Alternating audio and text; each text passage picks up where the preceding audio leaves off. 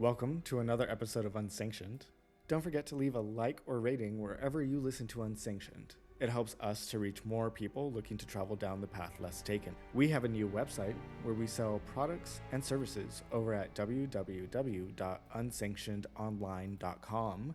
And don't forget to join us over on Patreon at patreon.com/unsanctioned. The UNS is capitalized, where we have 3 tiers for you to embark upon: the heretic, the malefactor, and the blasphemer. We have an email. Use it. We want to hear from you. Send us your stories, experiences, questions, and more to podcastunsanctioned@gmail.com. You know me, I'm Sebastian, the Sorcerer of Annihilation. You can find me on social media at sebas_the_storm on Instagram and Threads, where I offer services like divination, spellwork, and sorcery for hire. I am La Hechicera Len. You can find me on Instagram and Threads at hechicera_Len. And you can find us, the podcast Unsanctioned, over on Instagram and Threads over at Unsanctioned Podcast.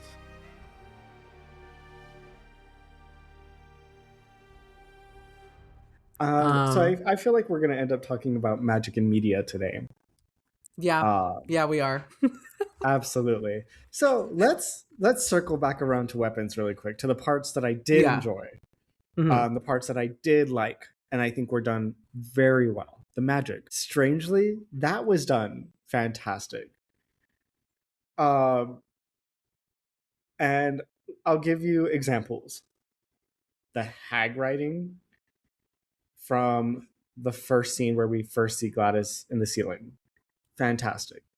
Love it, because hag writing isn't always sitting directly on the chest. Like in our perspective, we're sitting on the chest, but sometimes it's like, you know, I might be on the ceiling, I might be standing in the corner. I don't know. I thought that was really good in that case. Yeah. And the other version was Spirit Flight. Was two versions. Well, two aspects of it was like someone who doesn't know that they're performing Spirit Flight, and then somebody taking advantage of that moment because they are also in the spirit world. Is when the dad was having Spirit Flight and found his son, and then the son was in the bed and he was like, "I'm so sorry," like blah blah blah, and then the kid like turns out to be Gladys in the bed. So good. That's when we see the assault rifle like floating above the door, for above the house for whatever reason. But not to fill in the poorly done aspects of the movie, but from my spiritual standpoint, I did like it, because sometimes being in the spirit world or the dream world is like that. Like, why am I seeing a giant floating assault rifle above this door? I don't know what that means. Does it mean that my home, my spirit, my whatever is being attacked? Because I, as a person, associate assault rifles with that. Do I associate assault rifles with protection, with danger, with what? But that's a reach. So I did enjoy that aspect. One of the things I did want to talk about that I did hate before going into this movie was the trend of witches on social media after this movie came out, trying to take the moment to be like, I know the difference between contagious and sympathetic magic. I'm going to tell everybody about it, and then teaching everybody the wrong thing, or the wrong type of magic that was used in the movie. So fucking annoying. So goddamn annoying. So everybody was like saying that this was sympathetic magic. It's not fucking sympathetic magic. It's contagious magic. She has to have something of her target in order to perform this work. And the work does not directly represent the outcomes that she's looking for. So therefore, it is contagious. It is not sympathetic. People were teaching other shit. So, you know what? I didn't even know people were doing that. In weapons. Like, we don't really see any crazy death scenes except for the gay couple. I know. Which, no, literally. Hello? Is the homophobia in the room with us? Number one. Number two, I mean, cool, great, fantastic. You showcase this really cool aspect that could be an allegory to a lot of things. Like I love gore for plot. I hate gore for gore's sake. I hate that. They were Um, also originally written as a straight couple. Like in the script, they were originally a straight couple. I have words. I don't know. I was hoping low key, like if we saw this occur between these two, um, that we would get to see more of it throughout the rest of the movie. Like we just see the forks and this scene with the gay couple, and that is it. Like nothing else. Like why not anything else? Like again, it felt like, which I guess can be an allegory to maybe like addiction leading to um, abuse. But like they didn't change anything in that scene except for the characters. Like that's it. It doesn't change the story at all. Right, like okay, so why couldn't any of the other characters be queer? I I think Weapons was really bad. Like I'm gonna post this and people are I gonna hate see me for it. like I don't think it was that bad, but I don't think it was great. Um Well, yeah, yeah, yeah. I'm not saying it was like the worst movie I've ever seen, but it wasn't as there were good. yeah, Go there were a ahead. couple scenes that I liked, like her hag writing, uh whatever his name is. Oh, and the teacher. I forgot about that. The teacher. Mm. Um and also I mean the very last scene, what happens to her when she's being chased through the houses. Right, I I did really like that like that. scene. Of course you did. Of course you did. See, that was another scene where I was like, this is so unnecessary. Yeah. Also, like, damn. Yes, she's, spoiler alert. If you haven't watched Weapons, go watch it, come back, because we're going to say the ending and talk about it a lot. It was like, again, like, it felt rushed, like, unnecessary. Like, it just was like so, I don't like, think it was unnecessary. It was rushed, but I I do feel think she like needed to die, but I don't know. yeah. Also, like when you think about it, I guess you can look at it in a number of different ways. If she's supposed to be the allegory for addiction, like the way that kids will either pick up addiction or be the ones to break away from addiction. Um, but I don't know. Like it was like okay, I would then why didn't these kids? They should have at least shown the kids tearing apart somebody else first.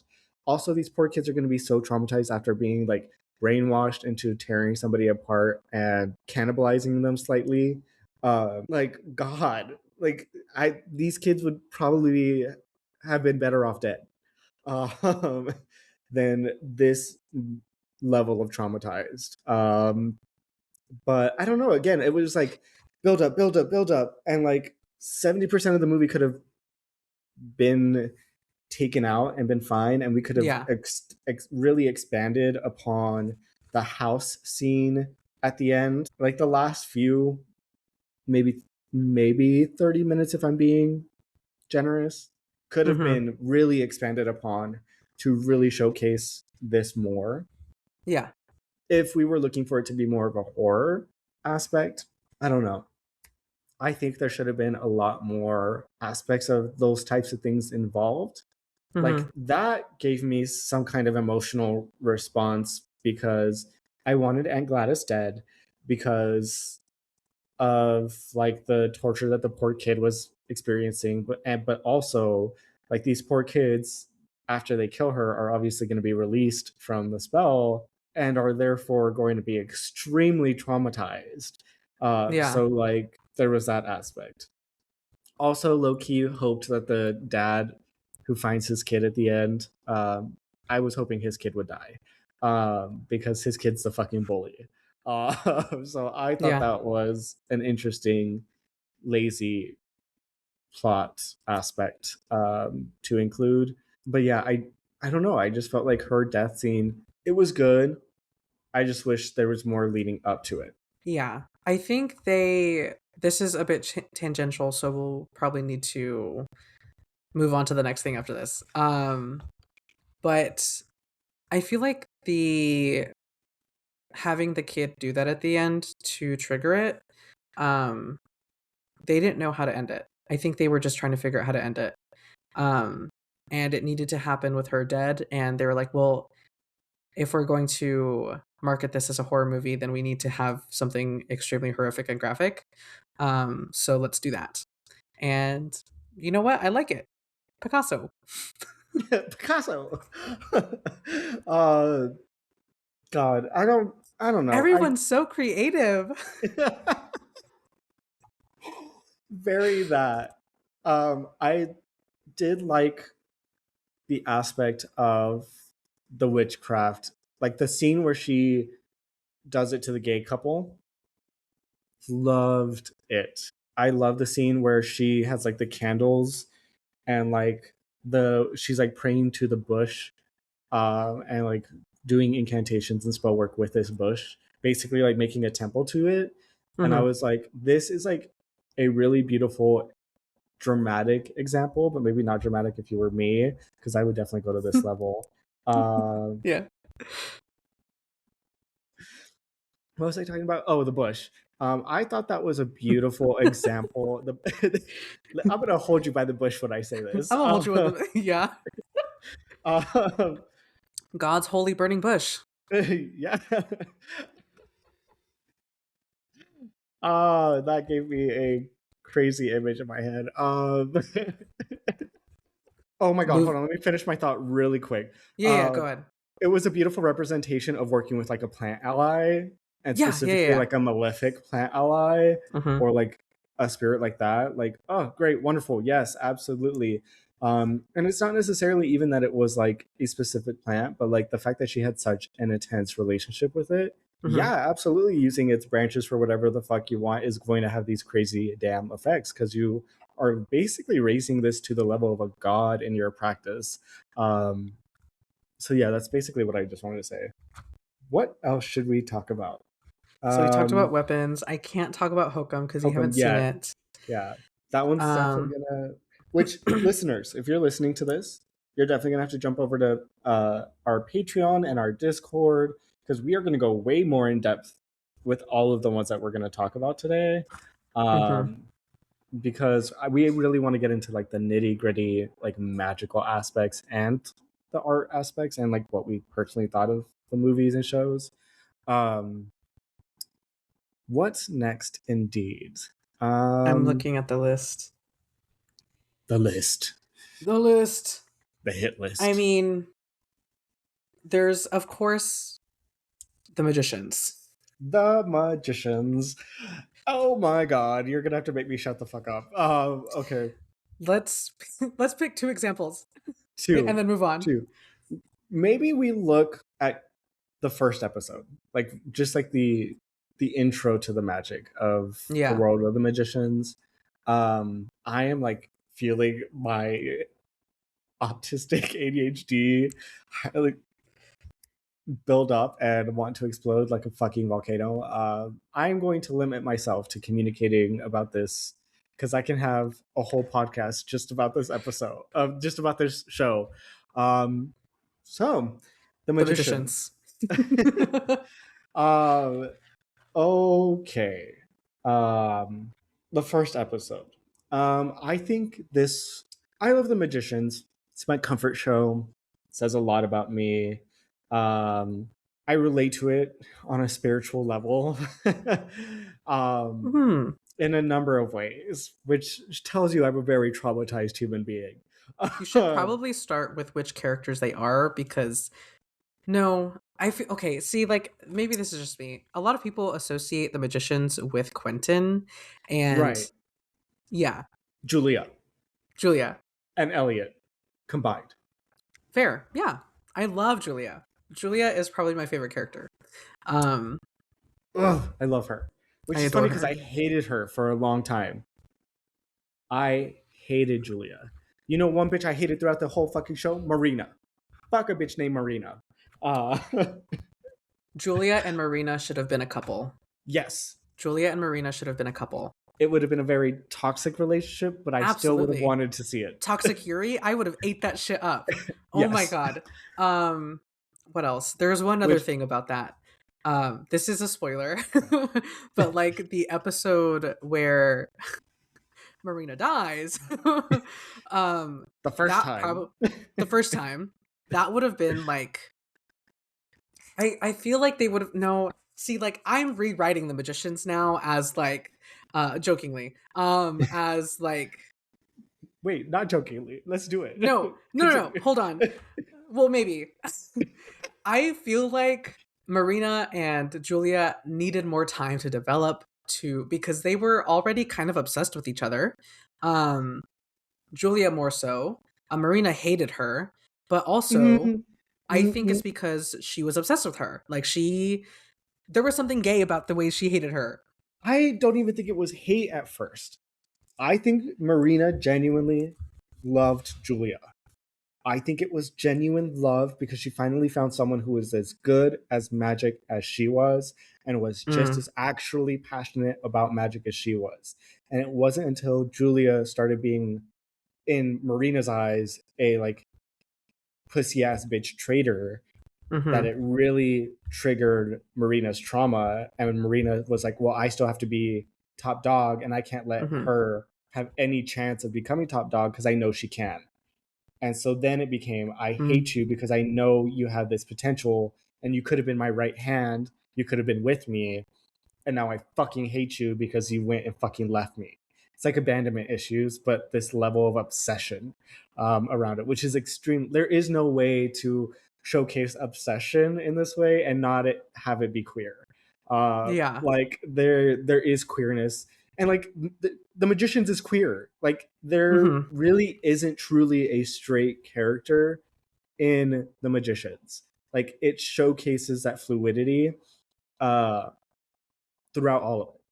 Penny, Every character. Penny too, No, Penny is the like the token straight the character. Tolkien straight character. Because I'm like, wait, I don't remember Penny, but no, yeah, literally everyone else Is has been in a queer relationship. yeah, literally everybody else. Yeah.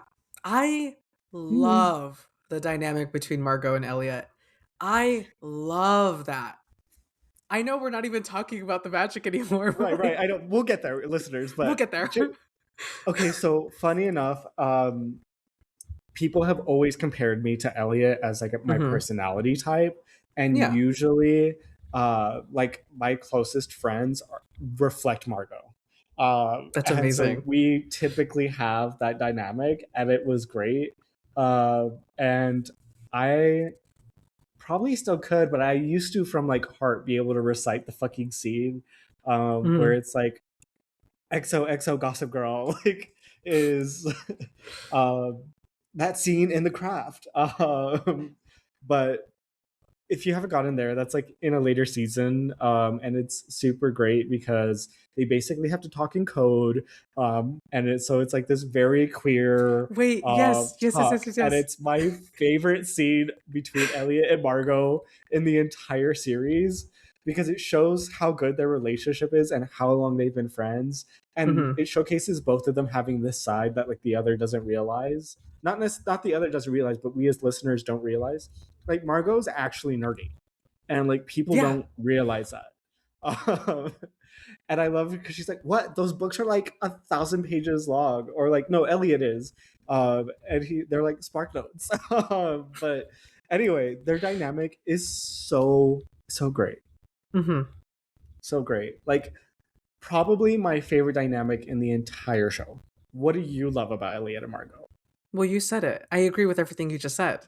Um, I really love their dynamic. I love their relationship. I love their I hated when they were fighting. I hated any time that they weren't good with each other. But also it was usually because Margot was kind of dismissive of what Elliot was going through.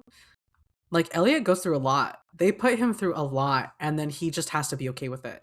Like no, him literally being the king of Fillory. Like oh my god, he had to give up his entire everything just for the sake of everyone. And it sucks because he doesn't get the credit that he deserves for that. They treat it like it's nothing. Like it's just a simple ask. I don't know. I love Elliot. Um Truly, I was heartbroken in the scene when he fell in love Mhm. Listeners, there's a lot of spoilers. Go watch The Yeah. Magicians.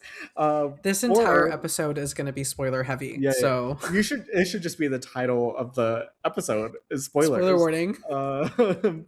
But you can either listen to the spoilers, you can pause and go watch The Magicians, or you can wait for us and come join us and like interact with us as we We'll watch watch it it live. together. Yeah, we'll watch it together. But the scene where he falls in love, but the guy turns out to be possessed by the beast, Oh my god. I cried. I ugly cried because that was just so heartbreaking. Like Elliot finally got to be happy, and then And it gets all torn, him being the one to have to fix it. which is the that's his arc throughout the entire show. Is like he does he finds something and then he has to sacrifice it. He finds something, has to sacrifice it. Finds something, has to sacrifice it. So devastating that it Mhm. like just constantly repeats. And like I love Margot and I love their relationship, but like I don't know, these characters have like these arcs that are just I love it because it's not like, oh, here's a redemption arc or here's whatever. Like the reason why I love Julia, again, trigger warning, spoiler warning, is Mhm. because of what she goes through at the end of season one. For me, like the reason I trauma bonded to the Magicians, not only just because it's magic, but I had just recently went through my second pretty violent essay, um, and was watching the show, and Julia's arc like pretty much reflected me and like my healing through my trauma of being essayed to a T. Mhm. Well, uh, in a metaphor, like the fact that she goes from like this person and like almost separates and loses a part of herself and has to learn how to live like that and tries to do everything she can to like get that part back, but you really can't, but then maybe you can, and like all this stuff. And she hurts the people she loves because of this lack of the part that's been torn from her. And but she willingly gave up so she wouldn't feel the pain anymore and like all this stuff. Mhm. And like for a while there you think she's like a really like she's a villain or like an antagonist of some kind, but she's really just somebody who's suffering and in a lot of pain and really needs people to be there for her. And then you see her finally like go through this arc of like healing through that journey, and it just kind of reflected me a lot in that sense. Ugh. I agree. I felt very similarly watching that. Um, Julia holds a special place in my heart. I adore her. She is everything to me. She is perfect. There is nothing wrong with her at all. She has no flaws. She is perfect. None. Um, but fuck. Oh, the only thing that I didn't like is that I kind of wish that they didn't show it. Like it can be implied. It doesn't have to be shown. I get it. I'm the kind of person that prefers not to. Yeah, it being shown so close to my own events, I literally had to stop watching The Magicians for like 6 to 8 months before I could restart, and like put myself together in a way that I could watch it. Yeah. Because I was so there was no warning or anything, and I was like shaking from like watching it. But I think part of like it definitely you can do this all through implication, but like it's part of like the brutality of it, you know, like I think it's part of it is like, and maybe again I might be reaching with this, but it's like the brutality and the brutal realization of like you have to watch the pain. That's don't look away. Like don't look away from the pain that people are going through. Don't look away from people who are being essayed. Don't look away and recognize this horrible thing that's happening. Because so many people will just look away and be like, "Oh, it must not have been that bad," you know, like, "Oh, it couldn't have been that bad." Or a lot of people blow it off. But I think also you definitely could have done that in a way that wasn't showcasing. Yeah. I also think that maybe I'm misremembering it. Maybe it's just because my own biases against the way that they did it. But I feel like the scene was focusing a lot on I don't know. I don't remember. I haven't seen it in a minute. I'm gonna stop. It's okay. We'll um rewatch it all. we'll rewatch it So all. Um, what I did like, I liked a lot later on, is the fairies. The fairy queen, especially. She is. Um, I adore her. She is where was I going with that? Is I that loved her relevant? and hated her at the same time. No, yeah. Yeah, yeah, yeah. Like yeah, I love to hate her. She's kind of a bitch. And I love that. Very much a bitch. She's a She's very much a fucking bitch. cunt. Um, She is but in she's all the also best kind of ways. cunty. Like, Yes, yes.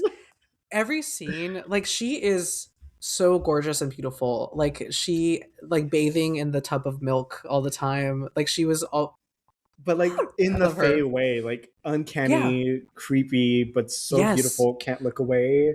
Like they really captured Fae really well. And like Hmm. one thing about me, I'm not really scared of a lot of shit. I don't fuck with the Fae. Yeah. Keep them away. I will not fuck with that shit. And they captured the reason why so well in the Magicians. Like they aren't these cute little things that are flying around. They are these otherworldly beings who don't function the way that we do and will actually take joy in causing mischief in various ways to see us suffer or Yeah. go through certain experiences. Um, and that might not be your experiences with the Fae. That's been my experiences with the Fae, and I'm not gonna fuck with that. So Insert ancient aliens clip. Aliens. Because they really just look freaky. They have they like the solid do. black eyes. Oh, I loved the way that they looked. Um, I what I really love especially is how her storyline ended, and how it ended. The sacrifice that she made for her people. Because they're and then like her relationship with Fen. I love the whole Ugh, thing. I love them. I love them.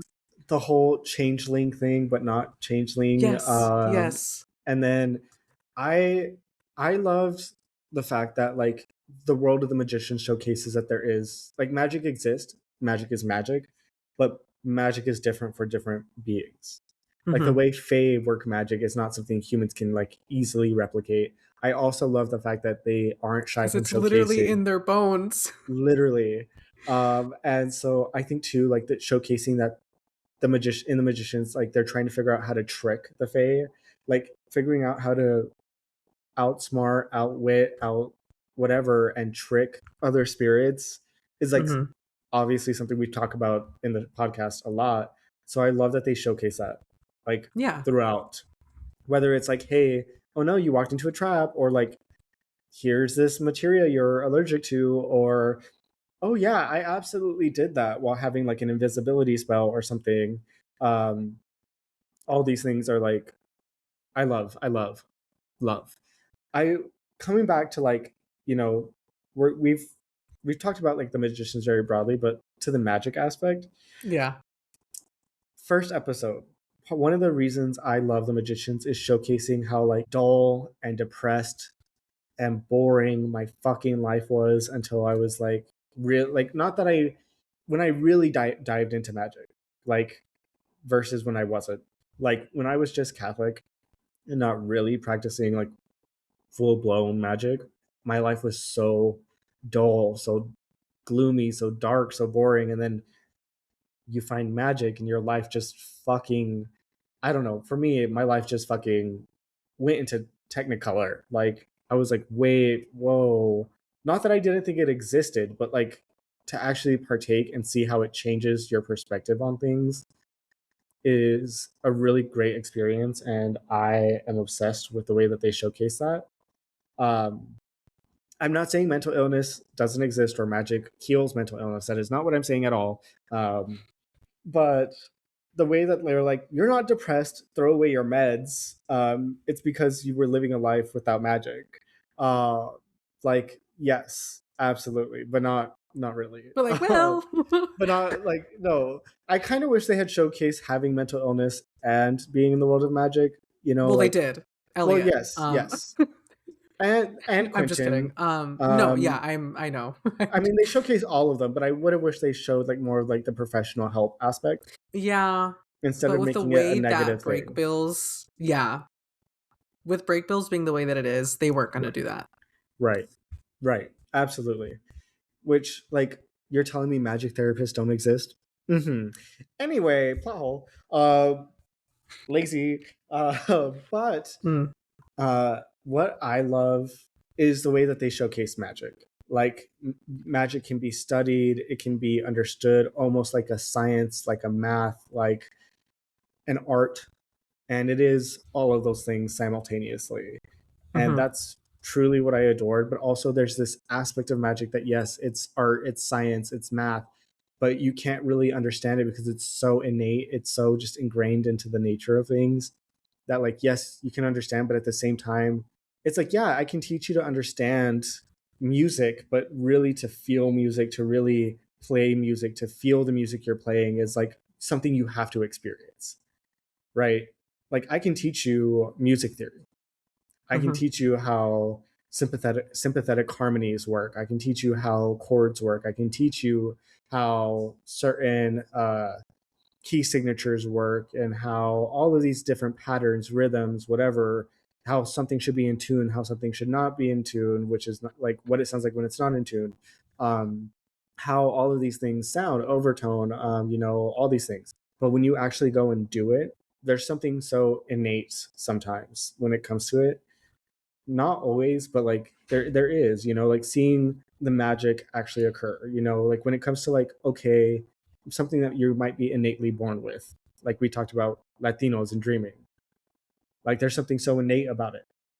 I also think that there's a with like going with the example of music, all the music theory and all of the music history, all of the composition, the that's all surface level. Everything else is going to be experience. Like you have to experience it to be able to replicate it or understand it. Um it's also why like at some point as a practitioner you have to stop the reading because you can get too involved in these books and you'll become an armchair magician and you don't want to do that. You have to actually practice. Like, so serious, which is also what I Yeah. love about the magicians, because it does showcase like, oh, they're learning but they're applying. Yeah. And And a really good it's, example of that is the game, like the game that they play. oh, I have the the game Yeah. uh, Yeah. Yeah. Yeah. downloaded. So I want us to play it. There Okay. has to be a way to make it like a digital play, Yeah. like thing. There is Um, a there's a it's used for D&D usually, but we could do that with that. I want to play Walters so bad. Um, but yeah, like applying it through game, also showing that magic isn't always so academically by the book serious. Mhm. Like there is play, there is fun, making a party with magic, doing party tricks or doing whatever, having fun. Part of like another spoiler, but like when they have to meet a certain deity and the deity is like, have fun and then you'll be allowed in. And like you guys have to like actually have genuine, authentic fun and like enjoyment and all of those things. And it's like such a silly scene, but like sometimes the spirits are like that. Like, no, No, because you're it's too so funny. serious. They're so stressed out and they're like, We're on a time limit." And he's like, "No, have fun. I won't help you if you won't." Uh, And like literally they have to get drunk and have fun and party. yeah. And the spirits are like, okay, cool, now I'll help. Um it's like such a like this is why I'm so obsessed with the magicians, because yes, it's fictional, but it also reflects magic. So I want to use the word realistically. Like the fact that some of the magic is primarily done in hand casting in the magicians, but there are incantations, there are written charms, there are objects, there are puppets, there are all of these different applications: mathematical magic, oral magic, The linguistic tattoos. magic, tattoos, working planetary magic. There's literally so much magic that a lot of people just see the magicians and think, oh, it's all hand casting, tutting, Mhm. and whatnot. But it's not. It's so much more. And I think a lot of people overlook those aspects. I mean, within the first few episodes, with the first scene of Alice's brother and the use of occult linguistics with an item to trap the Niffin. Mhm. Speaking in Turkish to bind the spirit. Um, I used to be able to pronounce that correctly, but I'm not even going to try that spell. Um, Yeah. but when he like pulls it out and he's like trapping the spirit and doing that while Alice is almost becoming a Niffin herself in the first aspect of not foreshadowing at all. But Right. I think this showcases a lot of really cool things, you know, like the fact that, for example, coming back to the innate magic, when they take the test and Quentin's like in front of the panel of teach professors and they're like, show me magic. And one of my favorite things about the magicians too is the emotional side, right? Like innate magic has this emotional tie, and he, uh, Dean Fogg, is like yelling at him because he knows he's going to entice a emotional like response to cause Quentin to make magic occur. The scene in the book is so good, Hmm. so good, and I kind of wish they had shown a little more of that in the scene in The Magicians. Yeah. Going from the book to the show, that scene felt corny. It Um, did. I didn't like it. Um, I get what they were trying to do, and I agree with you. I wish that they did more for that, because I think the book does it so much better. And it's just, I just don't like Quentin, and when I see his face, Right. it just, I It's so whatever. punchable. Yes, It- yes. but Ugh, like truly, yeah, go, go ahead. the way he treats Julia the entire fucking time, actually, um, makes me wish spoiler, makes me wish he died so much sooner. Yeah. Like he should have been written out so much sooner. As soon as when they got to like the crowns, when they were getting the crowns, and he was like, "Oh, like I'm not hiking." Fuck off, Quentin. Shut the fuck up. Someone push him off Um, that cliff. please. No, truly, that scene is like so well written in the book because like Hmm. we get to see aspects of the test, right? Yeah, Get pulled into that aspect where like magic is emotional, but your brain starts to like it's emotional, yes, but it's not like my brain is empty, right? He pulls this feeling of the language that he wrote, right? And what it feels like, what it is, what is the intention behind the words he's speaking, even if he doesn't understand the language that he's created and he's speaking in order to cause an effect upon reality with the cards. Amazing. Amazing. yeah, And I, again, I test my students in a similar fashion to the magicians. But like, I truly believe that when we talk about like innate magic, the first way we see it in anybody is through an intense traumatic emotional response. And it's kind of like Elliot says, like, oh, nobody told you like magic doesn't come from good feelings. Oh, like, yeah, like what do we experience more of like extreme intense joy or extreme intense pain and suffering? Um, and unfortunately, with the world that we live in, we do experience the more adverse emotions more. The events that occur in our lives lean that way.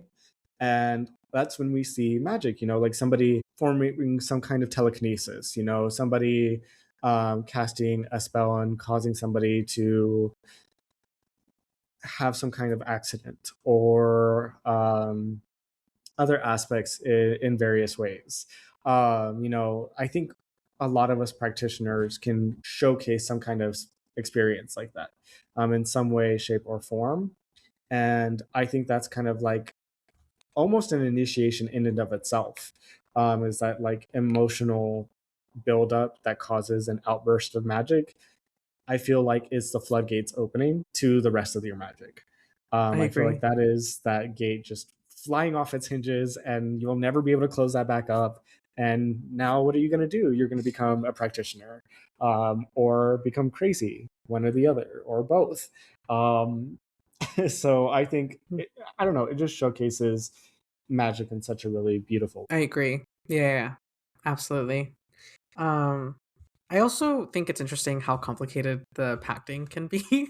Like, I we've mentioned it before, but I'm or yeah, we've talked about it before, but the scene where Julia and the Beast are like finalizing that contract between each other.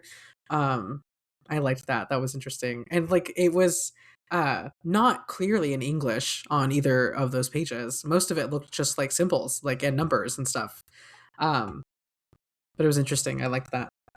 It I enjoyed that scene. I enjoy any of the scenes with pacting and like spirit contracts so much in the show because of how well Mhm. it's like portrayed in various ways. And like yeah, like sometimes it's not even in English. Sometimes it's in symbols. It's in glyphs. It's in sigils. It's in ciphers. Um, but I love the negotiating of it, right? Or like with the oh my god, the Keiko demon, like so well done, like a different way of pacting in the sense that like I'm going to seal you within my skin, and when I release you, that's when you will perform the work for me. So good. I love the warding systems in the magicians, love it so much. Mhm. um the teaching of circumstances and conditions, I can literally talk about this all day. I think the magicians is just so well done. It's so well done. But before we make the entire episode about the magicians, Right. let's move on to something else.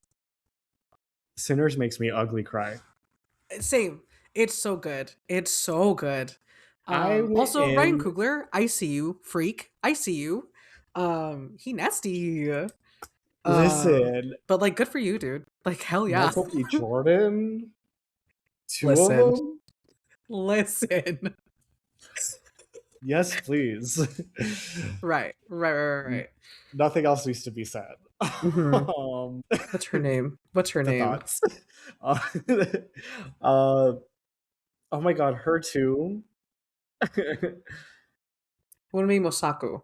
Um, Mm, she plays Annie.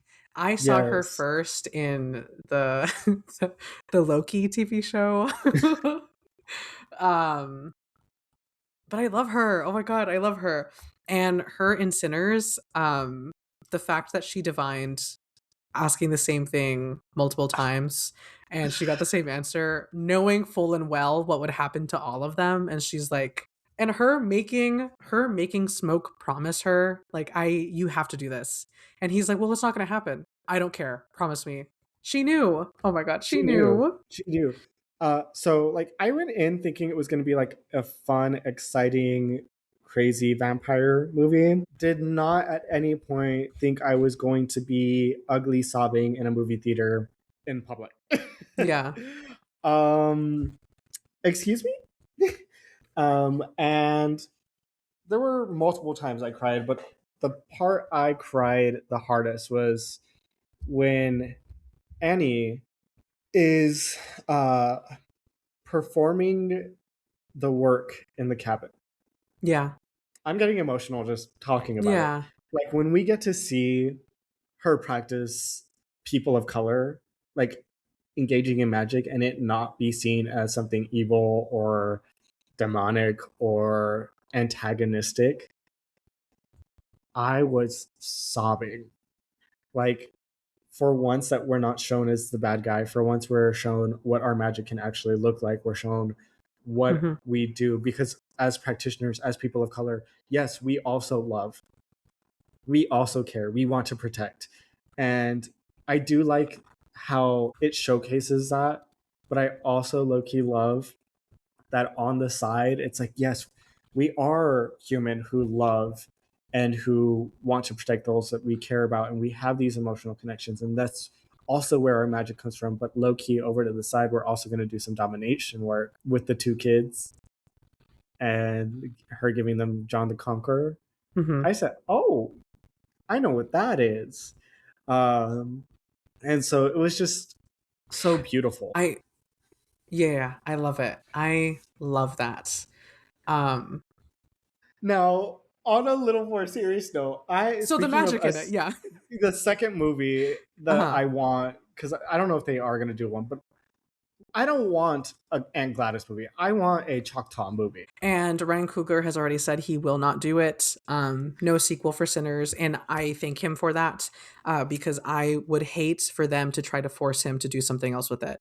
Not that I think that he would, but I know that he would get a lot of pressure for that. Um, Yes. I just would love a trilogy I would as well. that goes backward. I want one that shows the Choctaw who Hmm. know what the fuck is going on, We need a like, vampire hunter movie. Like we need that. and for them to all be indigenous. Yes, Yes. like I want to Yes. see that. Hmm. Um, and like they knew what the fuck was up, Hmm. so fuck with that. He probably asked like a question about them, like specific, like the fire keepers, and they were like, "Okay, white man, what do you know? Like, why are you He here? said, they said, cut the cameras, Cut the cameras. grab the Someone get guns, him." get them. And then I want to see further back because there was like the rumor that it was because of a cursed pirate treasure or something like that. There was like some rumor that he said is because of some cursed item, and I want to see more. I might be wrong. That may have been a fan thing. Yeah. Well, I figured we would have seen because it. I'm assuming he got turned either during the colonization happening or after. Um, like just after. So I feel like if we were to get another movie further back, it would probably be him turning. Right. Yeah, probably. Anyway, so that's I do Sinners. wish. Right. One last thing on Sinners is that I Okay, do yeah, wish that sorry. since we did see like the magic being involved, like the hoodoo, Hmm. like I would love to see that way more. I feel like it was Yeah. like, oh, here's a little touch of it, and then we're never going to talk about it again. Well, she utilized it as best as she could for the situation. Right. But I'm like, I don't know. I'm like, you really think that this bitch couldn't do more? She I feel like with the resources on hand, she did what she could because they were stuck in the juke joint.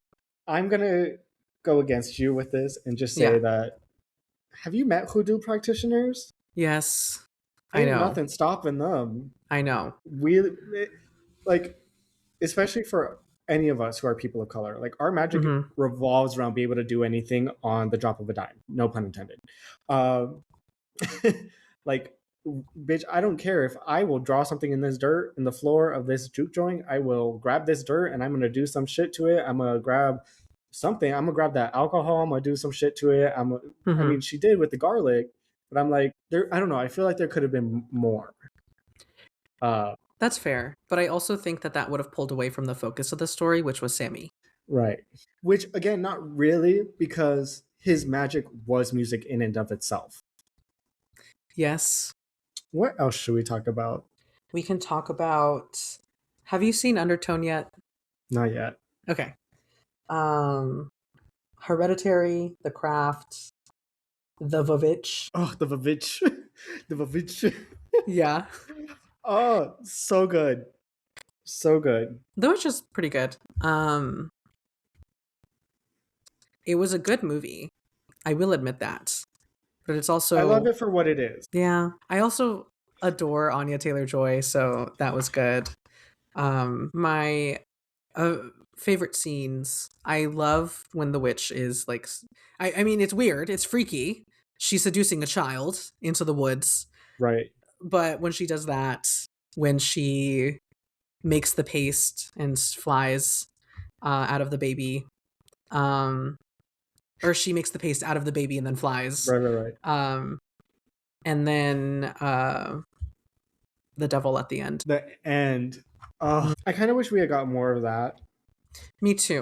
But I did enjoy the entirety of it. But like, Hmm. I did like it because it's like this. It showcases like the folklore of like traditional witchcraft really well, Yeah. and then like really gets further with it and like showcases like, oh, it's not just the folklore. Like this is what's actually happening. Like so good, so good. I love when she's like, I'm the witch of the woods, like Hmm. as she's like joking, and then at the end she becomes the witch of the woods. Yeah. It's like so good. It's I don't know. I did like it for what it was, Do I think it could be done better? Yes. I would have liked more too of like the traditional like witchcraft aspects being involved in terms of like spell work. Hmm. Um, I think we didn't get to see as much of it as I really would have wanted. Uh, But I also think it's like her in the same way that Hereditary is a ritual sacrifice, but from the perspective of the sacrifice. That is what we were seeing with the family. Um, and then I don't know for what reason or for how, but Thomason, Anya Taylor Joy, was the one that was like mostly unaffected, right. which makes me think that the witch intended for it to be that way to like, hey, maybe she's one of us. Maybe we can get her over here. Well, that's what I was gonna say too. Is like I think too one of the aspects that we should take into account is that like it's we don't see a lot of the magic because it's almost like we're seeing it from like a beginner witch. Like she's literally having her initiation performed to become a witch. So how much magic can she possibly know? It's like too new for her to be like, I have all these spells in my back pocket.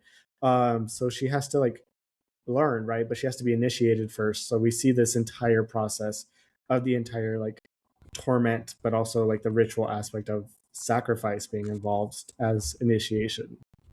I Okay, don't know. then maybe I you will love like Hokum. it. Heard that. Noted for future reference. Oh my Do you god, think when the the? kid pukes up the apple. Oh my god. I just I I know it's cliche, but I truly adore the scene where dost thou uh wish to live deliciously? Uh Wouldst thou like the taste of butter? Wouldst thou like a pretty dress? Yes, I yes. would. I would love butter and a little Yes. pretty dress. Oh my god. Give me all those things. Oh, so good. I I just love it because it's like that aspect of the seduction, Mm-hmm. right? Like I love it because, you know, a lot of the times the devil's shown as like this really gross, nasty, filthy thing, but also like the devil's also this very alluring, sexy, tempting spirit, you know, like it is Mm-hmm. temptation. It is what can I offer you? The witch was her godmother in initiation. The witch was advocating for her initiation, and the devil was testing her the entire time. Because, like, her finally being like, okay, Black Phillip, I conjure you. Like, you have to talk to me now. And then him not responding, so she does it again. And that's when she hears the voice from the dark. And then, oh my God, I love that it's just Black Phillip at first. And then, like, you see him walk behind her. Ah, I love it. Oh, it's so good. It's so good. And I don't know. It definitely gives a really cool look into like traditional witchcraft through like a Hmm. historical perspective, quote unquote. Yeah. Um, I don't know. I love it. I love it so much. It's definitely on the. It's up there. Hmm. Ritual also really good. Um, Also done Yeah. through the perspective of the sacrifice Hmm. or sacrifice is. So Yeah. all so listeners, this is just a sneak peek into like what we're gonna be showcasing over on our Patreon on Discord, where we're gonna go really deep dive into all of these episode by episode, movie by movie. So definitely make sure to join us over there and check it out because it's gonna be so much fun. Um, as you can tell, we can talk about this all day. Don't forget to find our products such as oils, candles, amuletos, spellwork, and divination and more over at www.unsanctionedonline.com. And don't forget to join us over on Patreon at patreon.com/unsanctioned, where the UNS is capitalized. We have 3 tiers for you to embark upon: the heretic, the malefactor, and the blasphemer. For only $3 a month, you get access to the heretic tier, which allows you to be able to watch our post show called Unedited, where we leave things unedited, allegedly, hopefully, maybe. Access to the Discord server, spellwork PDFs, and access to our reviews of books and decks of tarot, oracle, Lenormand, and more. And at the Malefactor tier for $8 a month, you'll get everything from the Heretic tier, a 15% off discount of our shop, access to a live book club, movie and TV show reactions, and more, a weekly Tonalamat forecast from me, and your name read in the credits of the show.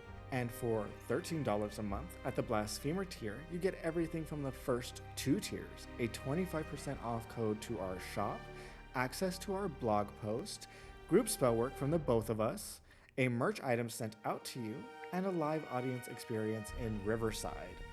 And at this time, we would like to thank our Patreon supporters at the Blasphemer tier by name. To Pablo Rodriguez, thank you for your support and walking with us on the path less traveled.